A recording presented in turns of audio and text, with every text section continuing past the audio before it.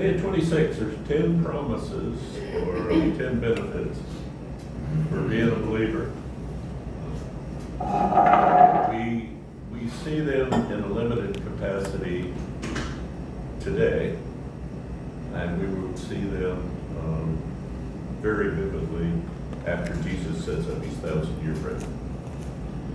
Today, they're kind of polluted and mixed in with the ways of the world and the benefits of the world and the problems of the world.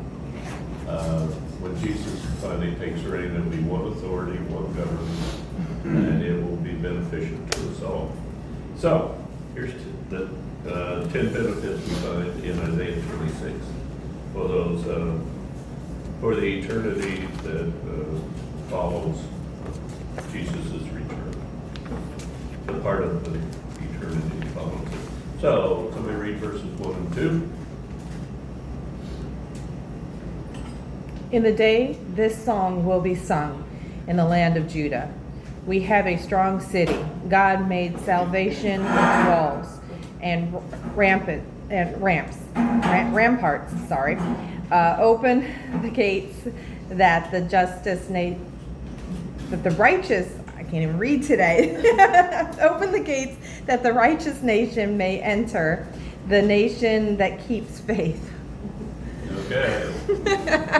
It was a long night last night. Been there, done that. What did you do that you guys? Thank you. All right, you got to put this in context. When you talk about cities in our day and age, it has a totally different perspective. I mean, who wants to go to New York? Who wants to go to Chicago on the weekend?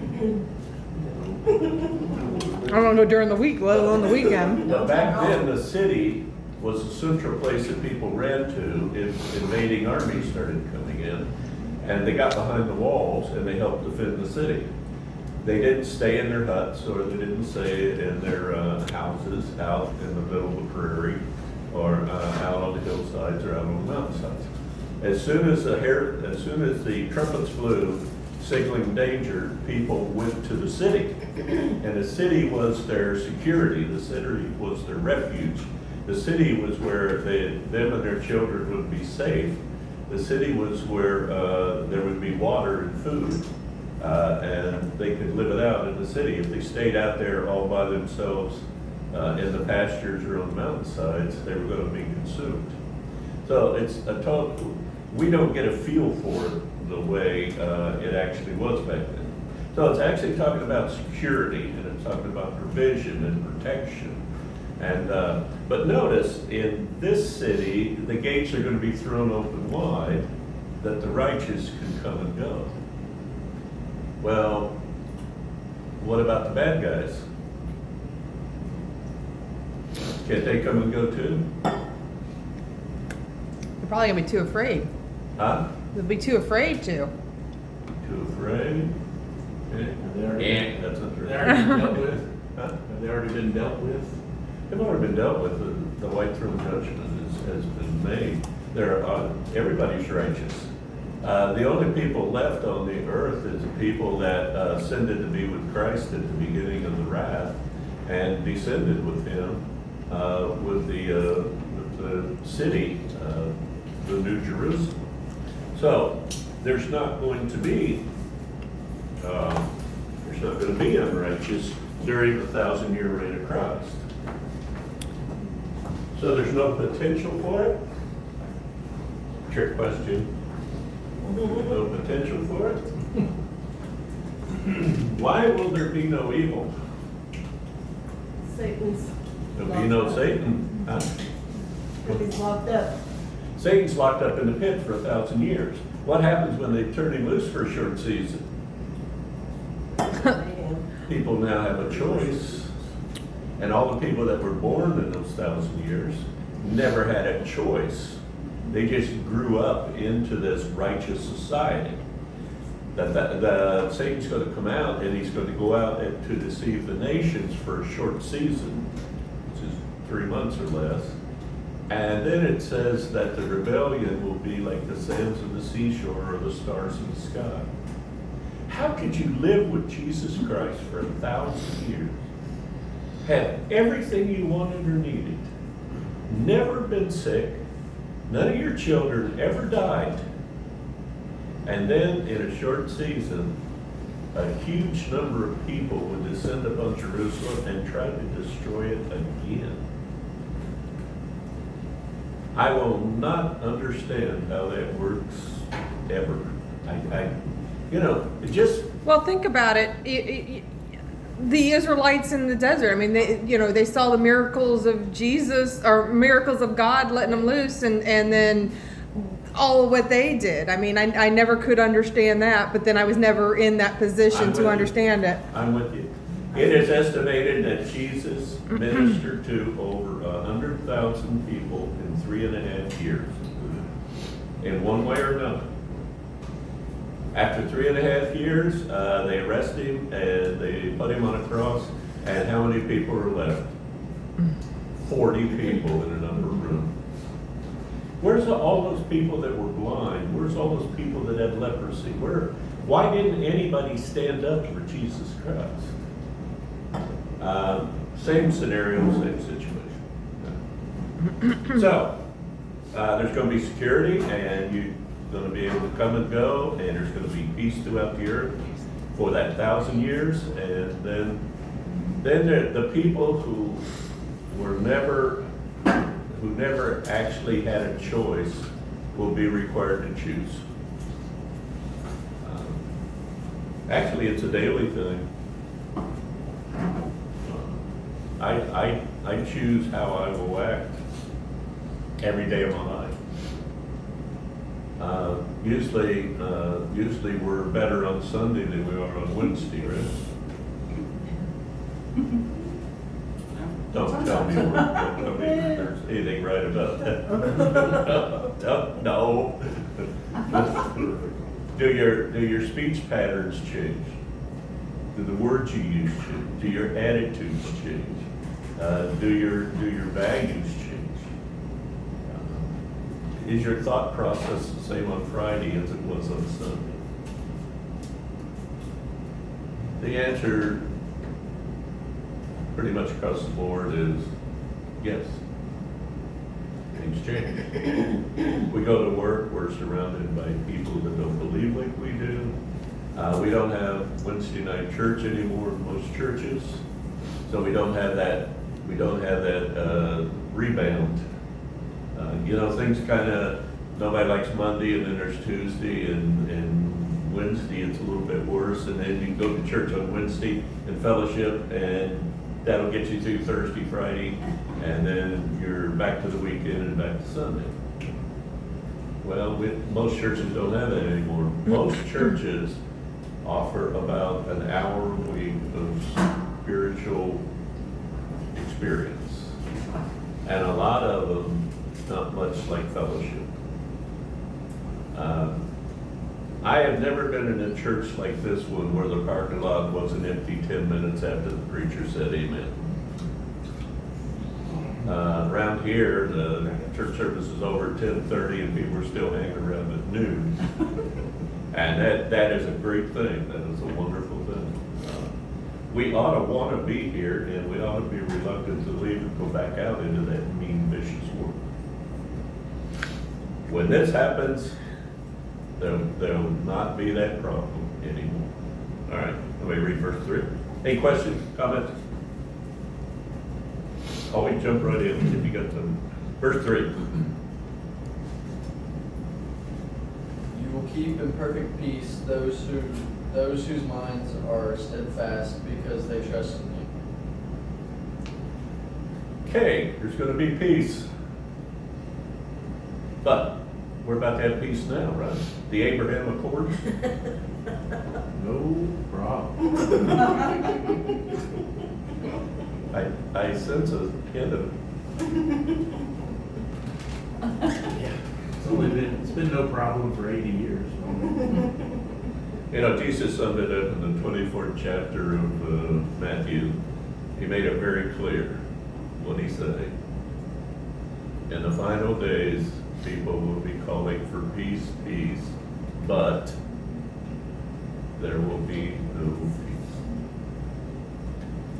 I checked 5 years ago, and there was 182 conflicts across the globe. Some of them were in little spots of Africa, little rebellions here. Last week when I checked, there was 297. Oh, it's just getting worse. And some of our cities in the United States are war zones. I mean, our southern border's being invaded. I mean, it's pretty much peaceful, but some of it's not. Some of the people that are coming across that border are from Russia and Iran, and places that we normally we'd watch them. They're just walking across and doing whatever they want. Technically, we're being invaded, and we're not doing anything about it. And there's going to be a price to pay for it, and it's not going to be a peaceful. When Jesus Christ returns, the Prince of Peace will be in charge, and peace will reign for that 1,000 years until Satan is released for that short season. Any questions, comments? Verse 4.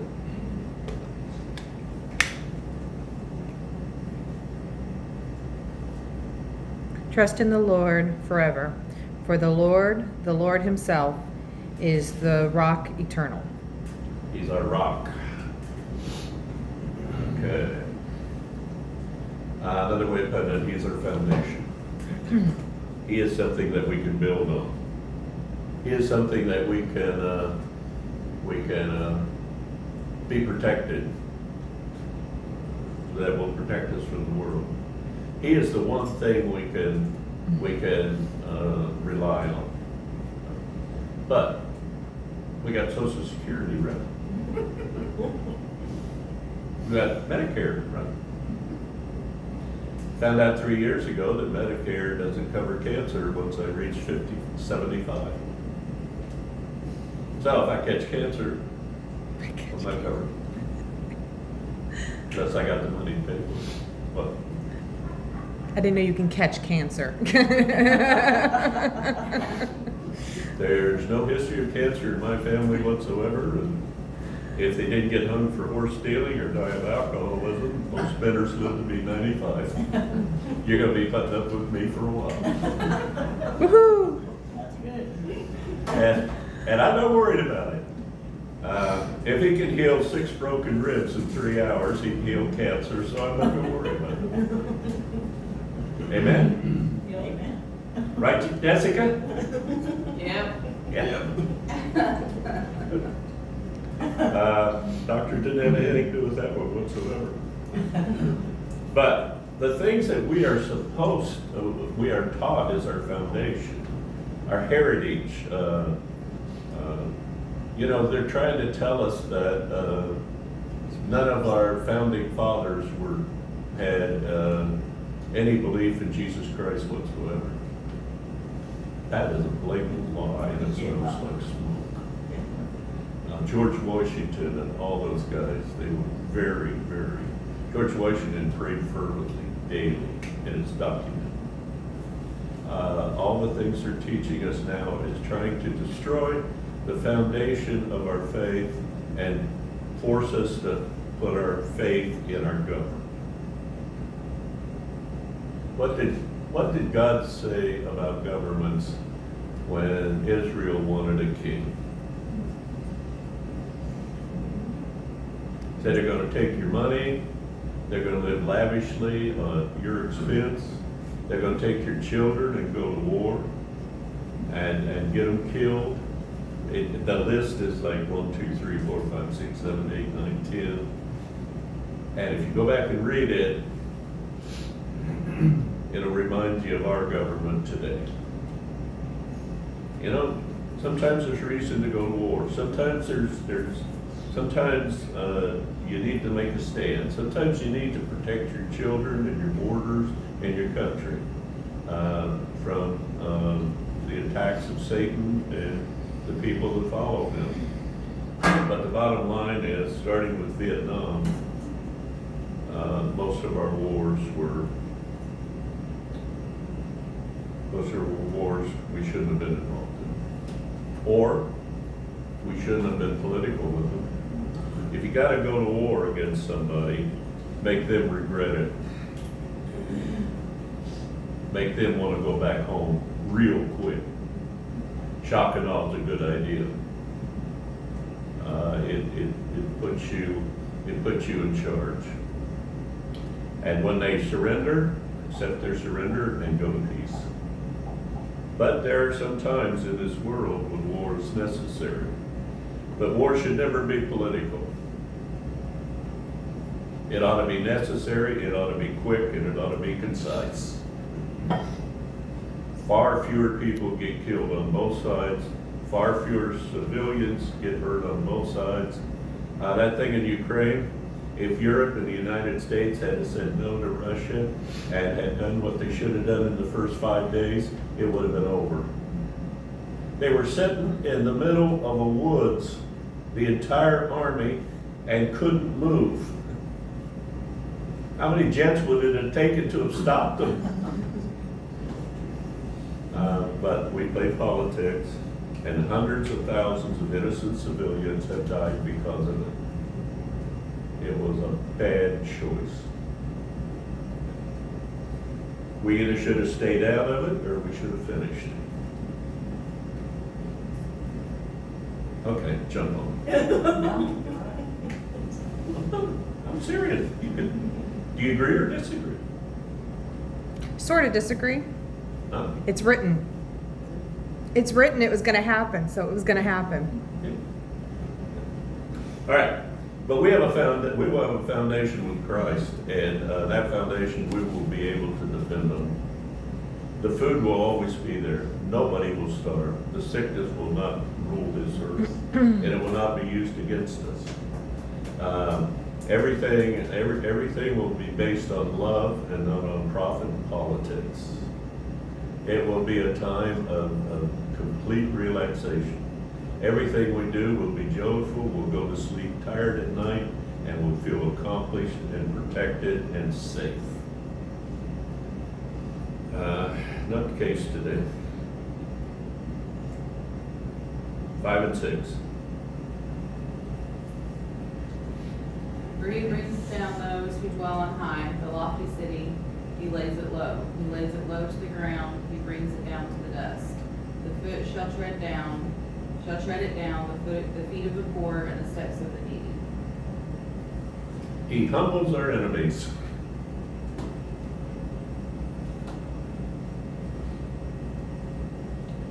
Why is that important? What is the character of most of your enemies? Arrogance. Hmm? Arrogance. Arrogance. What were you going to say? Arrogance, that's what, yeah. Arrogance. Arrogance. They rattle their saber, and if you rattle yours back, then they kind of think twice about what they're going to do. If you don't, it emboldens them. Okay. Jesus Christ humbles our enemies. Give me some examples in the Bible where he did that.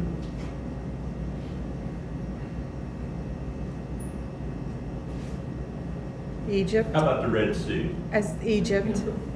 The most powerful nation on the face of the earth ran after these bricklayers, chased them across the desert, got into the Red Sea, and charged into the Red Sea. Their chariots are still being found at the bottom of the Red Sea today. He humbled all of Egypt, and Egypt never rose again to be an international power. They're a local power, but they have never been an international power since that day. The pharaohs have never, they conquered neighboring countries, they've taken advantage of people. They're part of an Arab League that is located in the Middle East, but they have not attacked the United States. They've not had national significance since that day. He humbled. Give me another one. Jericho. Jericho. Jericho had a mighty wall. You really, how wide was the wall of Jericho? Could fit, it was a chariot, they could fit chariots on it. They had chariot races on top of They them. had chariot races on the top of the wall of Jericho. 4 wide. This is a huge wall.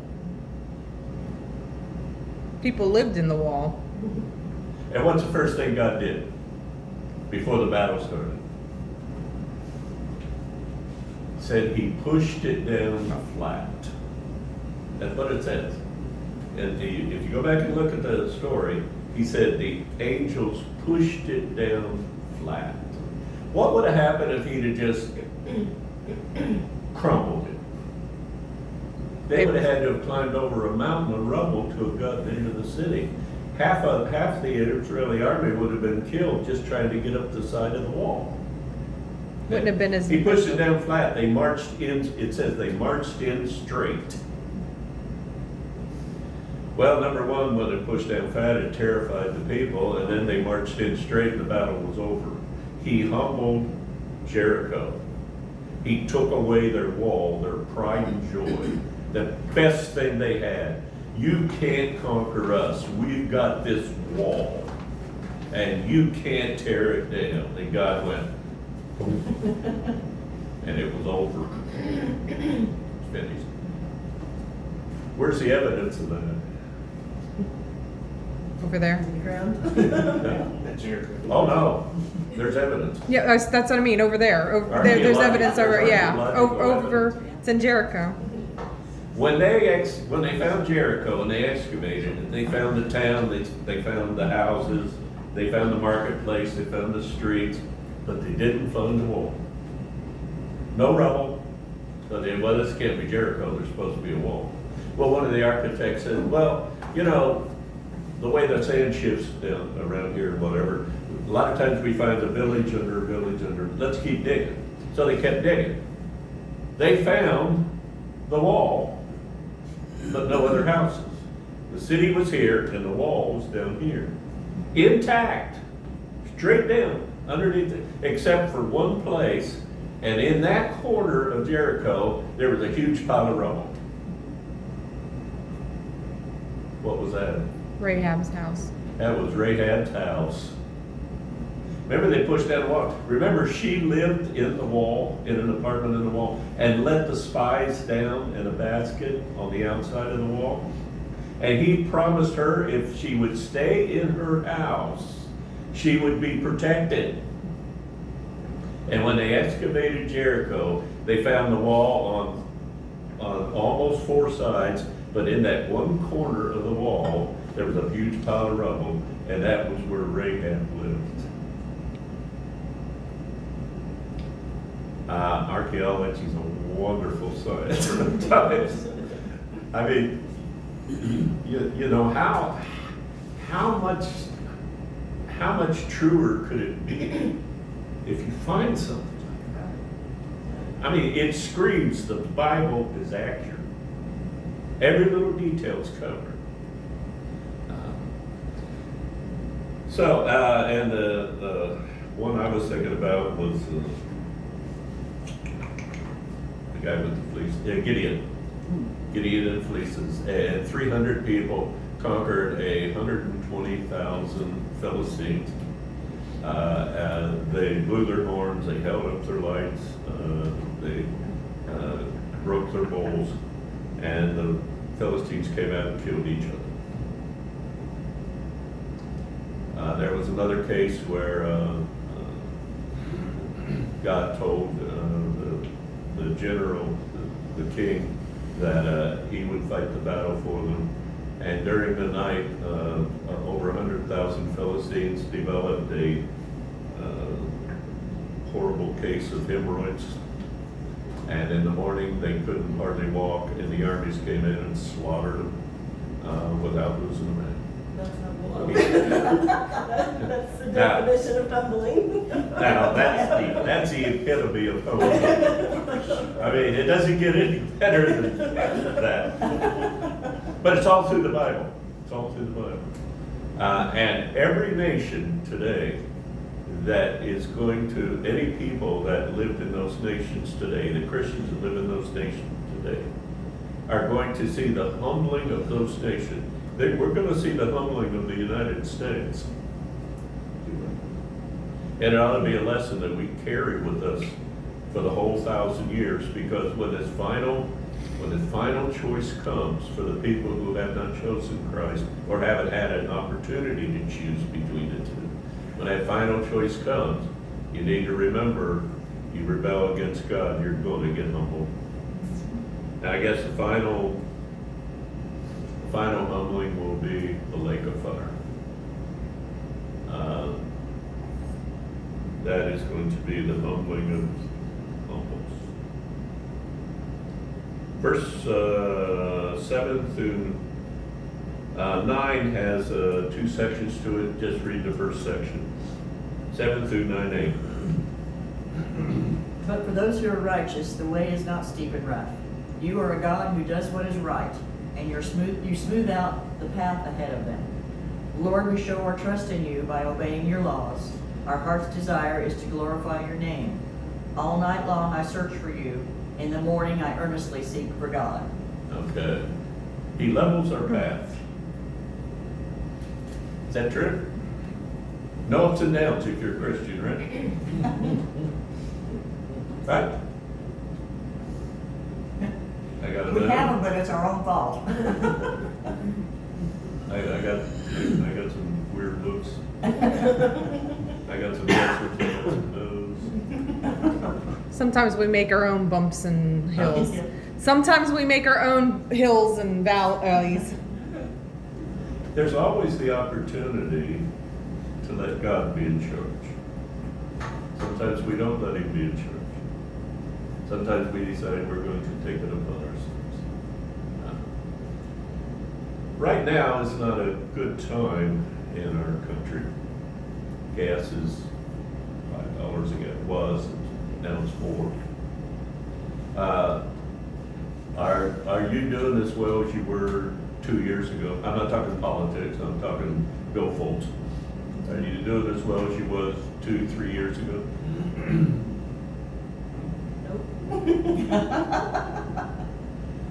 You still got breakfast, didn't you? Fine. How do I afford that? I'm on a fixed income. Valid question. How do I afford that? How long am I going to be able to do it? As long as I let God be in charge, I'll be able to do it. If I start worrying about this and that and the other, if you know, they might not be as luxurious as they were. You might not get baklava quite as often. Once a year is enough. Huh? Once a year is enough. I'd rather have it 2 or 3 times. Not every Sunday. A little more than once. But the bottom line is, I go to the grocery store and it used to be $60, now it's $80. But if I don't let that be my focus, if I let God be my focus, somehow it works out. I mean, how do I do it anyway? I'm on Social Security.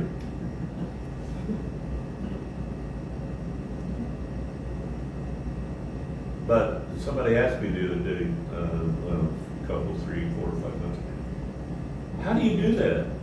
How did he put that? How can you afford to do that? I said, I can't afford not to. If that's what God wants, that's where I'm going to be blessed. Now, I have done some dumb things that God didn't necessarily want me to do, and I had to pay for it. The bottom line is, things are no different for me than they were 4 years ago. I'm eating just as well. We had steak last week. Got a freezer full of pork chops. How many free pigs did we get in the last 2 years? How many people were fed? I mean, in church and out. Steve wandered through this neighborhood giving away meat for a year.